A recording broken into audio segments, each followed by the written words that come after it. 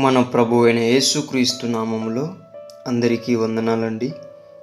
ఈరోజు దేవుని మాటలు అపోస్తలుల కార్యములు 2వ అధ్యాయము 18వ వచనం. ఆ దినములలో నా దాసుల మీదను నా దాసురాండ్ర మీదను నా ఆత్మను కుమ్మరించెదను, గనుక వారు ప్రవచించెదరు. ప్రియ దేవుని బిడ్డలారా, ఈరోజు దేవుడు చెప్తున్న మాట ఏమిటంటే ఆయన ఆత్మను కుమ్మరింపబోతున్నాడు. ప్రభు చెప్తున్న మాటని ఎంతమంది అంగీకరిస్తారో ఆలోచించుకోండి. ప్రభు చెప్తున్నాడు, సహోదరుల మీద సహోదరమునుల మీద దాసుల మీద కుమ్మరిస్తాడంట, దాసురాండ్ర మీద కూడా కుమ్మరిస్తాను అంటున్నాడు. ప్రియ దేవుని బిడ్డలారా, దేవుని పని చేయడానికి ఆయనకు భేదాలు ఉండవు. అందరినీ ఏకరీతిగా వాడుకునేవాడు. ఆయన గొప్పవాడు, ఆయన మంచివాడు. మనుషులకు ఉంటాయి ఈ భేదములు, ఆడవారని మగవారని చెప్పేసి.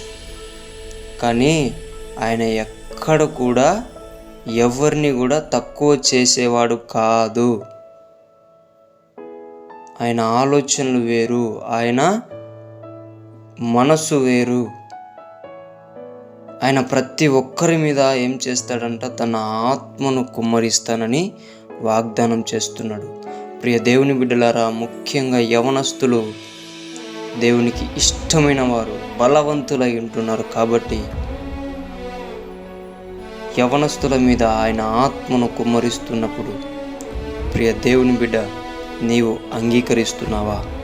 ప్రభు ఈరోజు చెప్తున్నాడు, ప్రియ దేవుని బిడ్డ, నీవు గనక అంగీకరించినట్లయితే నువ్వు ప్రవచిస్తావు.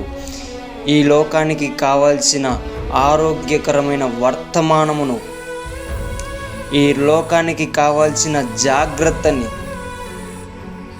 ఈ లోకం ఏం తెలుసుకోవాలో ఆ మాటలని నీ ద్వారా ప్రభువు పలుకుతాడు. ఇంత గొప్ప భాగ్యం ఎవ్వరికీ ఉండదు. ఒకటే చెప్తున్నాడండి దేవుడు, ఇటువంటి గొప్ప భాగ్యము కావాలా, లోకము కావాలా? నీవే డిసైడ్ చేసుకో, నీవే నిర్ణయించుకో.